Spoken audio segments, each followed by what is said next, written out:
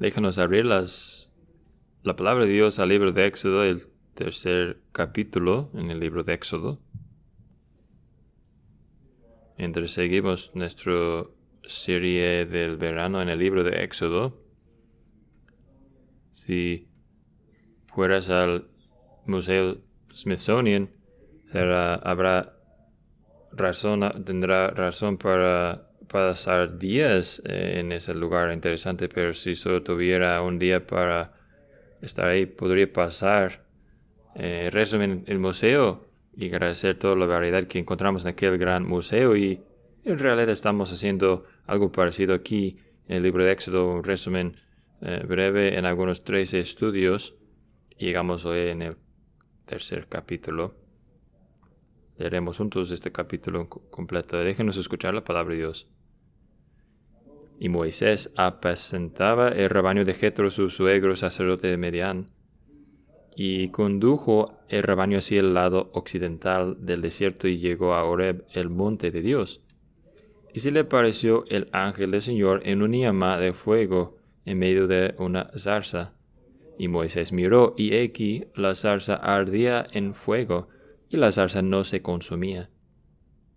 Entonces dijo Moisés: me acercaré ahora para ver esta maravilla, ¿por qué la zarza no se quema? Cuando el Señor vio que él se acercaba para mirar a Dios, lo llamó de en medio de la zarza y dijo: Moisés, Moisés. Y él respondió: heme aquí. Entonces él dijo: no te acerques aquí, quítate las sandalias de los pies, porque el lugar donde estás parado es tierra santa. Y añadió: yo soy el Dios de tu padre, el Dios de Abraham, el Dios de Isaac y el Dios de Jacob. Entonces Moisés cubrió su rostro, porque tenía temor de mirar a Dios. Y el Señor dijo: ciertamente he visto la aflicción de mi pueblo que está en Egipto, y he escuchado su clamor a causa de sus capataces, pues estoy consciente de sus sufrimientos. Y he descendido para librarlos de mano de los egipcios y para sacarlos de aquella tierra a una tierra buena y espaciosa, a una tierra que mana leche y miel, al lugar de los cananeos, de los hetitas y de los amorreos, de los fariseos, de los heveos y de los jebuseos. Y ahora he aquí el clamor de los hijos de Israel ha llegado hasta mí, y además he visto la opresión con que los egipcios los oprimen. Ahora pues, ven, y te enviaré a Faraón para que saques a mi pueblo, los hijos de Israel, de Egipto. Pero Moisés dijo a Dios: ¿quién soy yo para ir a Faraón y sacar a los hijos de Israel de Egipto? Y él dijo: ciertamente yo estaré contigo, y la señal para ti de que soy yo el que te ha enviado será esta: cuando hayas sacado al pueblo de Egipto, adoraréis a Dios en este monte. Entonces dijo Moisés a Dios: he aquí, si voy a los hijos de Israel y les digo: el Dios de vuestros padres me ha enviado a vosotros, tal vez no me digan cuál es su nombre. ¿Qué les responderé? Y dijo Dios a Moisés: yo soy el que soy. Y añadió: así dirás a los hijos de Israel: yo soy, me he enviado a vosotros.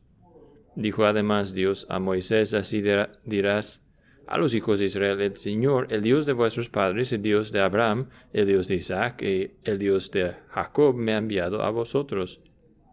Ese es mi nombre para siempre, y con él se hará memoria de mí de generación en generación. Ve y reúne a los ancianos de Israel y diles: el Señor de Dios, el Dios de vuestros padres, el Dios de Abraham, de Isaac y de Jacob, se me ha parecido, diciendo: ciertamente os ha visitado. He visto lo que se os ha hecho en Egipto, y he dicho: os sacaré de la aflicción de Egipto a la tierra del cananeo, del hitita, del amorreo, del fereceo, del heveo y del jebuseo, a una tierra que emana leche y miel. Y ellos escucharán tu voz, y tú irás con los ancianos de Israel al rey de Egipto, y le diréis: el Señor, el Dios de los hebreos, nos ha salido al encuentro. Ahora pues, permite que vayamos 3 días de camino al desierto para ofrecer sacrificio al Señor nuestro Dios. Pero yo sé que el rey de Egipto no os dejará ir, sino por la fuerza.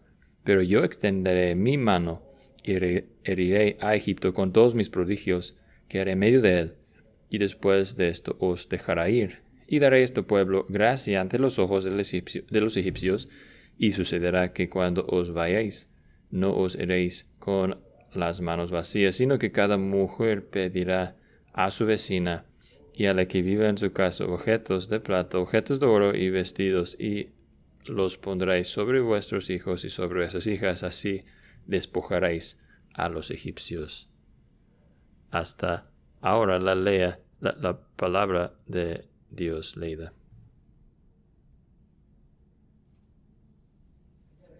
Supongo que para con Moisés era solamente cualquier jueves. Él llevaba rato haciendo esto, llevaba tiempo, más casi 40 años pastoreando el rebaño de su suegro Jetro.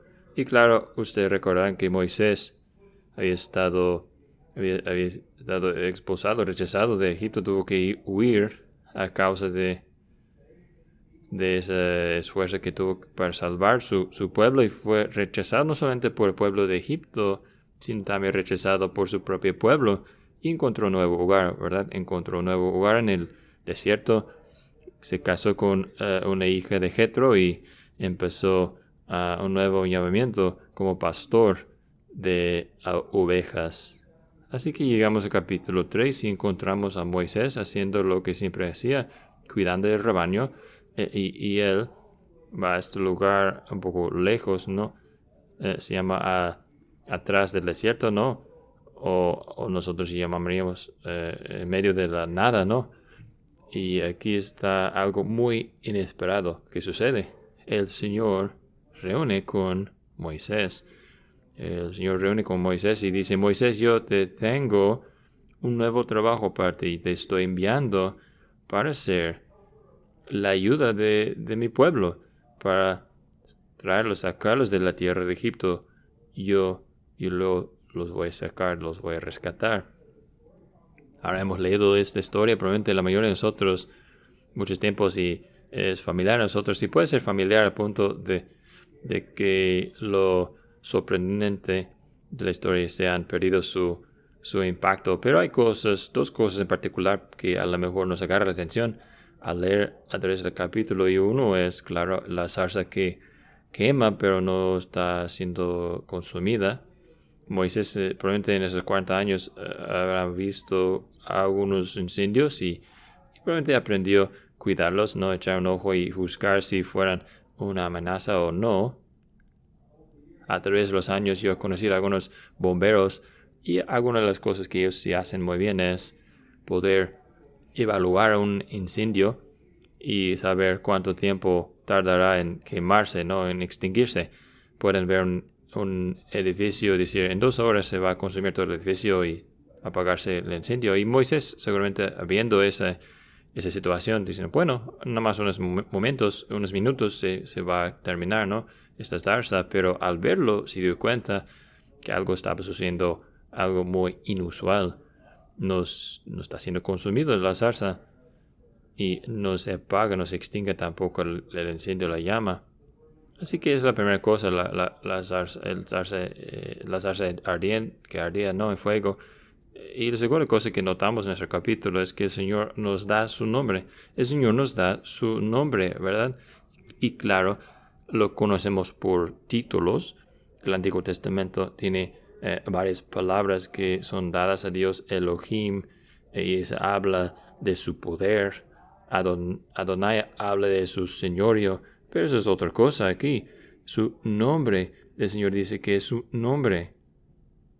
Y diferentes personas, mientras han investigado este nombre, han ido en diferentes direcciones intentando averiguar qué significa. Algunos han dicho, el Señor está siendo un poco evasivo aquí y vago. En otras palabras, Él está diciendo, Moisés, no es correcto que investigues eso tanto en cuanto a quién soy. Yo soy quien soy. Yo soy el que es, ¿no? Y otros dijeron, ellos dijeron que se enfoque más en el tiempo verbal, ¿no? El yo soy es el presente, porque hay un poco de elasticidad en el lenguaje, el idioma de los hebreos.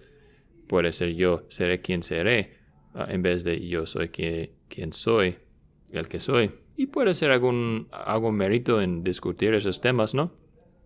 Pero parece la forma mejor de entender y comprender ese capítulo que Dios quiere enseñarnos en nuestro capítulo es traer esas dos cosas juntos, ¿no? La zarza y el hombre, porque eso es lo que normalmente hace Dios en el resto de la Biblia. Él tiene sus palabras y también tiene sus obras, ¿verdad?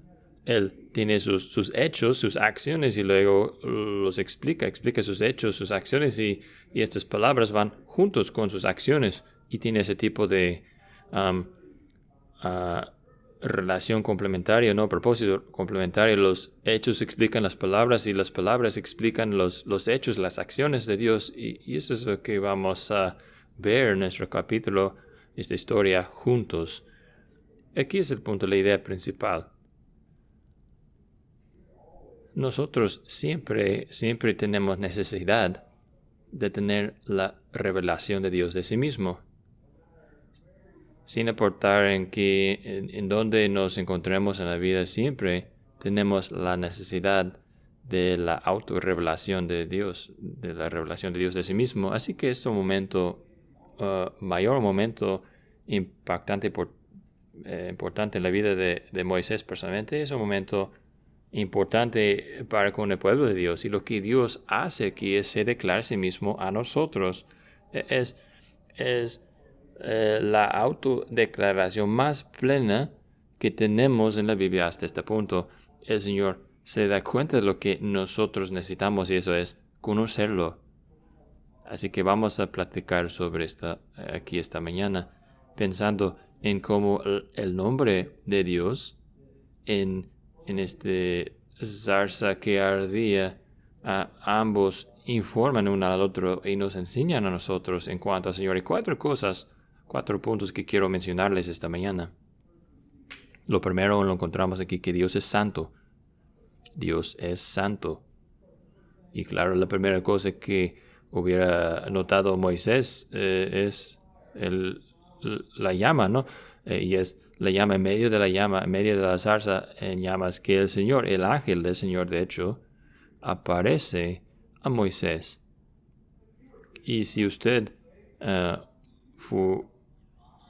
estudiará el uso del llama o fuego en sentido a través del Éxodo, donde sea que encontremos llama o fuego en el libro de Éxodo, es una forma de hablar de la presencia santa de Dios. La presencia santa de Dios es revelado o dibujado por nosotros por un fuego, un incendio. Es lo que dice aquí el Señor. Y claro, Moisés observa, ve la zarza y dice, es interesante que Moisés escribiendo esas palabras nos puede decir lo que estaba pensando Moisés. Dice, me voy a acercaré ahora para ver esta maravilla. ¿Por qué la zarza no se quema?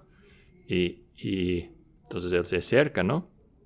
Y de repente escucha esas palabras del Señor. Moisés, no te acerques a ese lugar.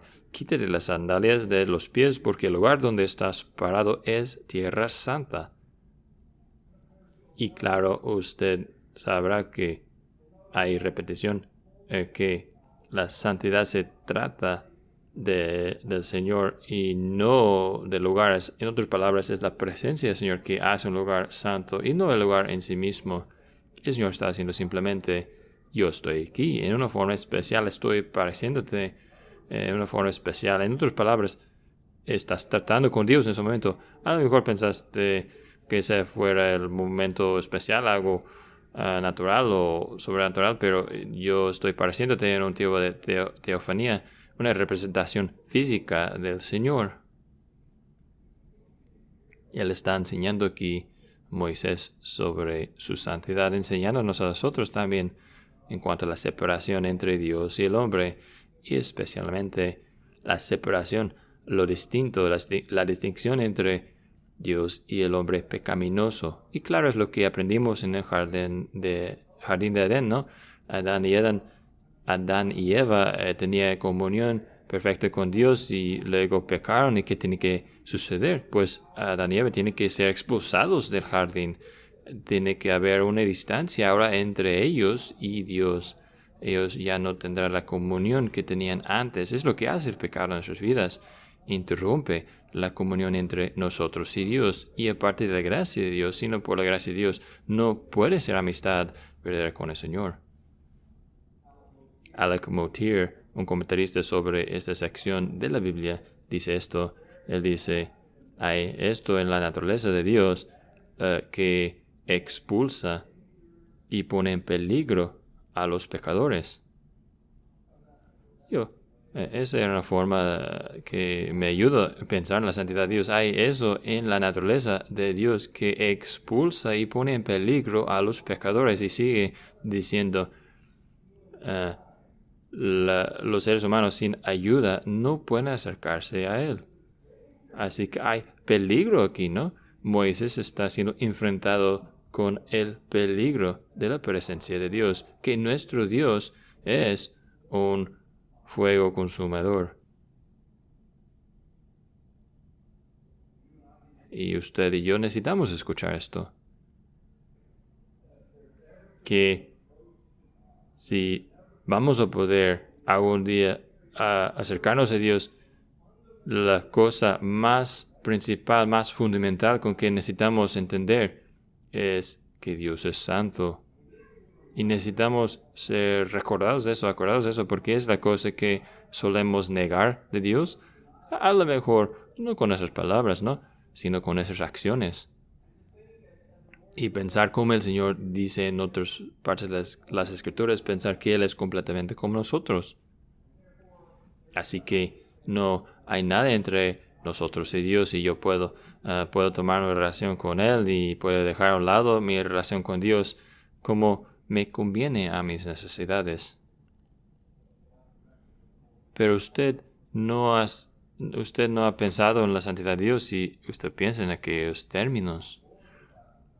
Y ignorar el hecho de la santidad de Dios no es tomar un paso más bien hacia Dios, sino tomar pasos alejándose de Dios. Y es fácil comprender por qué empezaría aquí con Dios, aquí con Moisés. Es fácil olvidar que ya habían pasado casi 400 años desde que el Señor había hablado y desde que se había revelado a su pueblo. No había hablado desde los días de Jacob y José. Casi 400 años. Así que necesitaban recordar los ABCs, ¿verdad? Pero usted y yo también necesitamos ser recordados de los ABCs también. Isaías, el profeta, eso es lo que tenía que recordar también. Al prepararse a acercarse a Dios, escuchar a Dios, necesitaba recordar que Dios es santo, santo, santo. Dios es santo. No puede hacer tratos con Dios, no puede relacionarse con Dios sin reconocer esta verdad.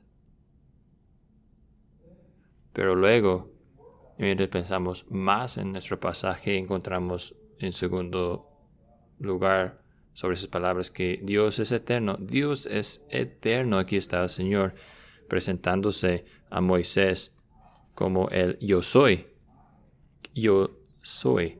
Y al ver la llama nos damos cuenta de que la llama sigue quemando, sigue encendida. Quema y quema y quema.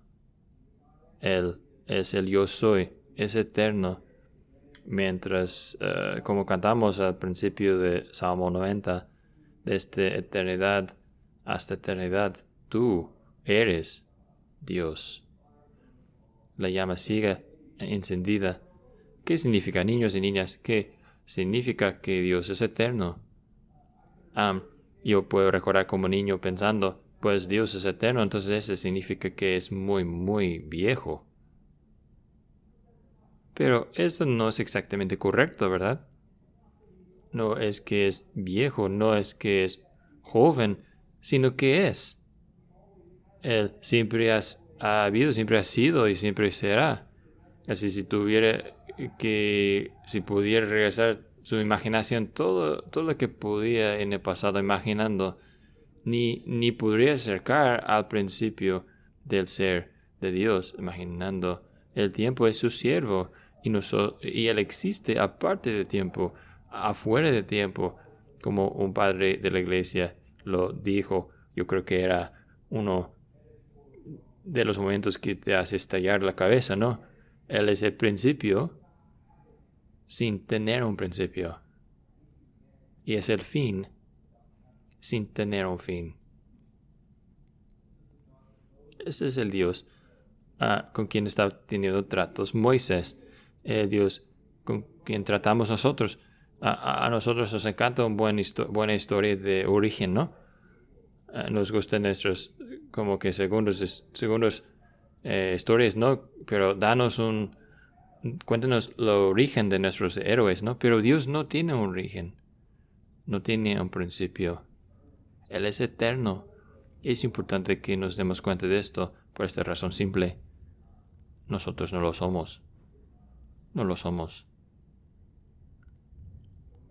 Todavía recuerdo hace unos años conociendo a una mujer muy orgullosa de su rutinario de ejercicio y dieta y todo lo demás. Ella dijo, yo viviré para siempre. Ella dijo así sin reírse. Yo pensaba que estaba haciendo una broma, ¿no? Pero un chiste, pero no. Y claro, a veces pensamos así y vivimos así como si no fuera un fin de la vida, que nuestra vida va a seguir para siempre, ¿no? Y luego hay un momento en que somos despertados a que tan equivocados estamos pensando que la vida puede seguir como siempre, que nada iba a cambiar nunca, que siempre serán grandes las cosas y luego de repente nos damos cuenta que no viviremos para siempre. Pero ¿por qué tuvo que aprender a escuchar eso Moisés? Yo creo que Moisés tuvo que recordar que Dios es eterno porque él estaba a momento de ir a enfrentar a un hombre más poderoso en aquellos días. Aquel hombre era un gigante en términos de su poder. ¿Y qué es lo que necesitaba saber Moisés? Moisés tenía que saber que este hombre no era desde la eternidad hasta la eternidad. Era un mortal, un hombre, carne y hueso, igual como él.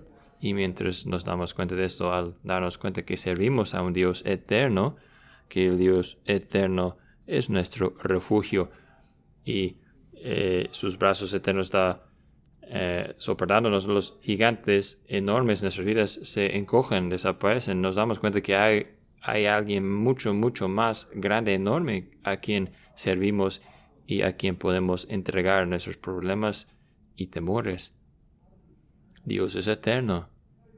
Y ahora usted a lo mejor estará pensando todavía que el Nuevo Testamento usa este pasaje en diferentes formas, ¿no? Y leemos algunos hace unos momentos de Juan 8, antes de que fuera Abraham, yo soy, pero él usa este pasaje Jesús, ¿no? En otra forma que probablemente nos hará pausar y pensar dos veces. Es cuando está hablando con los saduceos y ellos le presentan esa forma de una situación hipotética en que un hombre, una mujer más bien tenía 7 diferentes esposos y en la resurrección ¿Quién tendrá a ella por su esposa? ¿Cuál de los 7 hombres? Y claro, ellos ni creen en la resurrección desde el principio. Era un pregunta de truco, ¿no? Y Jesús no pierde tiempo. Dice, ¿nunca han leído el pasaje que dice que Dios dijo, yo soy? Yo soy el Dios de sus padres, Abraham, Isaac y Jacob, que yo no soy el Dios de los muertos, sino de los vivos. El Dios de los vivos. Y claro, estos hombres ya se habían muerto en los días de Moisés, se habían muerto en los días de Moisés, pero yo soy el Dios de Abraham, Isaac y Jacob. Ellos están vivos. Así que, ¿qué significa esto? Significa que el Señor imparta eternalidad a nosotros, que hay esperanza para nosotros, más allá del sepulcro. Qué tan felices, agradecidos que somos hoy, todos los días, también que Dios, Cristo, ha traído vida e inmortalidad a nuestras vidas por el Evangelio. Dios es eterno. Pero luego hay tercera cosa aquí, y es esto, que Dios es autosuficiente. Dios es santo, Dios es eterno, Dios es autosuficiente. Tomaremos otra vista a la zarza. ¿Qué más no está sucediendo aquí? Bueno, la zarza no está siendo quemada o consumida. Claro, y esto no es como un complemento halagado a la zarza, ¿no? El crédito va al Señor. Y la llama no está usando a la zarza como combustible. En otras palabras, la llama es independiente de la zarza. No necesita a la zarza para sostenerla, para que estar quemada, encendida. Está quemando alrededor de la zarza y dentro de la zarza, pero no está consumiendo la zarza. Es independiente. Y otra vez el Señor está enseñándonos algo de sí mismo aquí, que Él es independiente. Y otra vez es el opuesto de lo que somos nosotros. No importa cuánto pensemos que seamos independientes, ¿no? Que nos damos cuenta que nuestra existencia siempre depende de otras personas, otros. Si hablamos nosotros mismos, vamos a estar hablando de la gente que nos afecta, nos impacta, y los lugares, también de los eventos que han dejado su huella sobre nosotros. Y otra vez, eso no es como es con Dios. Él se refiere a sí mismo aparte de cualquier otra cosa, y Él es independiente de toda necesidad. Él tiene todo y necesita nada. En Él vivimos y movimos y tenemos nuestra existencia en nuestro ser. Un escocés, Hugh Benning, escribió sobre este pasaje de una forma muy conmovedora, y una cita que agarré de él esta mañana compartiré con ustedes. Dijo: todas las cosas son meramente gotas prestadas de esta fuente autosuficiente. No hay ningún río sin esta fuente, y ningún rayo de sol sin este sol. Todo es prestado, todo es dado. Dios es el poseedor de todas las cosas, y Él da a todos libremente, abiertamente, con mucha generosidad. Y sin embargo, Él no tiene necesidad de nada en sí mismo. Él apunta a sí mismo como autosuficiente, y así que todo completamente suficiente. Así que usted y yo, quienes nos damos cuenta que somos exactamente lo opuesto, que mientras Él tiene todo suministro, nosotros somos completamente necesidad. Nos damos cuenta de, al tener nuestros temores diarios, ¿tengo lo suficiente? O la realización de que no tenemos nada. Que Dios suministrará todas nuestras necesidades según sus riquezas.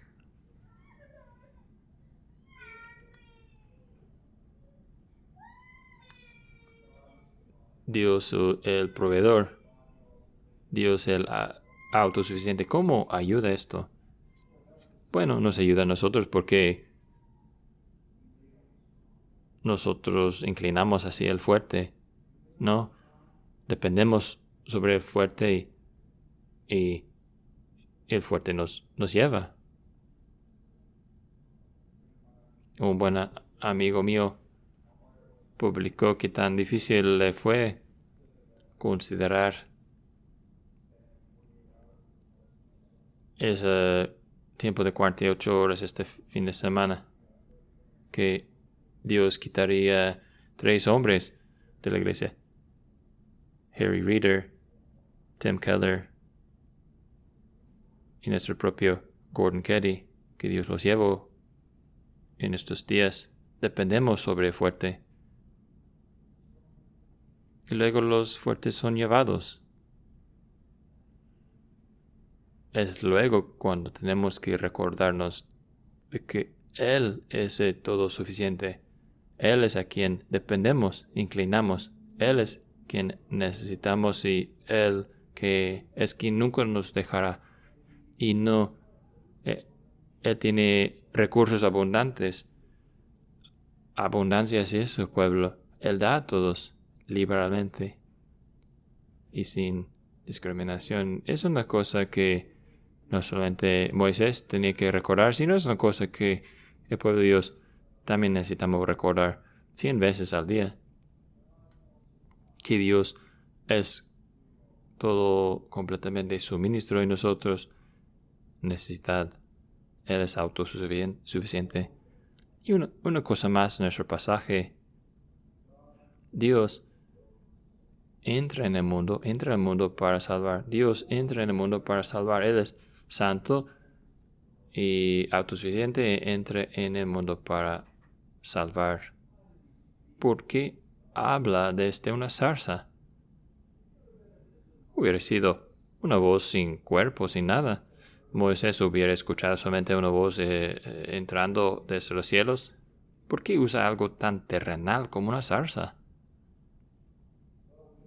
Bueno, a lo mejor diríamos que es muy encarnacional, que él toma la zarza y Moisés enfatiza eso en versículo 2. Dice, el ángel del Señor se le pareció una llama de fuego desde medio de la zarza, y otra vez en versículo 4 lo dice nuevamente, desde en medio de la zarza. Es ahí, desde ahí que le apareció el ángel del Señor. Podemos decir, por un tiempo Él habita en la zarza, Él desciende. Versículo 8 lo dice todo, ¿no? Y he descendido para librarlos de mano de los egipcios y para sacarlos de aquella tierra, la tierra buena y espaciosa. Yo he descendido para levantarlos. Esa es la historia del Evangelio, ¿no? Que Dios en Cristo ha descendido muy, muy bajo para traernos, levantarnos, traernos arriba. Y eso en realidad de lo que se trata del capítulo, lo que es el mensaje de Dios a Moisés, a su pueblo, que habrá una salvación o sacar de Egipto, sacar de las manos de Faraón, será un retirar o un salvación, rescatar, y luego habrá adentro de o traer o llevar de nueva tierra, un lugar espacioso, un lugar de bendición. Y Dios dice Dios estará con ellos y Él estará entre ellos. Este Dios santo, este Dios que es un fuego consumidor. Pensamos en la maravilla de eso, cómo es que va a morar con su pueblo, va a estar con ellos, como aquella llama en la zarza estará allá, sino no consumiéndolos. Qué maravilloso es esto. Es una imagen de la iglesia, del pueblo de Dios. Él, llama eterno, santo, autosuficiente, descendiendo para morar en este lugar, este pequeño, más bien humilde, pequeño para ser su Dios y su Salvador. Y el tono de compasión penetra a todos lados, ese tono de amor penetra, está empapado el capítulo, creo que lo dice 3 veces. Yo soy el Dios de Abraham y de Isaac y de Jacob. Moisés conocía a Abraham, Isaac y Jacob. Conocía sobre ellos. Y a lo mejor Moisés fue animado aquel día al pensar de que estos 3 hombres, ellos tenían sus debilidades también, ¿no? Tenían sus fracasos y sus pecados también. Y aquí está Dios teniéndolos como suyos. Y a lo mejor entonces hay esperanza para Moisés, que ha tenido sus propios fracasos y fallos. He rechazado ahí en el desierto A lo mejor hay esperanza para usted y yo, después de todo. Si Él puede ser el Dios de Abraham, Isaac y Jacob, puede ser mi Dios también, puede ser su Dios también. Así que aquí está el Dios que viene entre su pueblo, como una llama que consume pero no consume. Un fuego, un incendio que no consume pero sí consume. ¿Cómo puede ser esto? Bueno, tiene que ser. Tiene que ser porque Él hará propiciación por sus propios pecados, por los pecados de su pueblo. No, yo dije que hay diferentes formas en que aparece este pasaje en el Nuevo Testamento. Y si seguimos leyendo en Juan 8 hasta el fin del Evangelio de Juan, hubiéramos encontrado a Jesús en el jardín de Getsemaní y él llorando, orando. Había pasado tiempo con sus discípulos. Y luego vino la multitud. Y ellos dijeron, ¿cuál es Jesús? Y él dijo, yo soy. ¿Qué hicieron? Se callaron.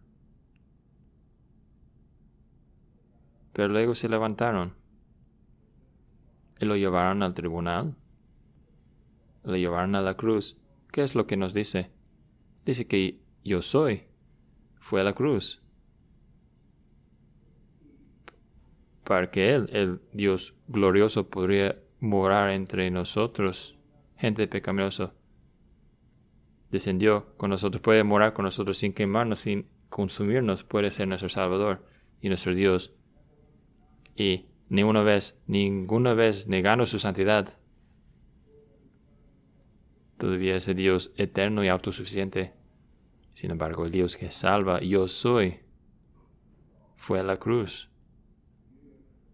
Para usted y para mí. Esa habría sido las mejores noticias que nunca escuchó Moisés. Las mejores noticias que escuchó Moisés y mejores noticias que usted y yo podemos escuchar. Déjenos orar juntos. De pie, por favor.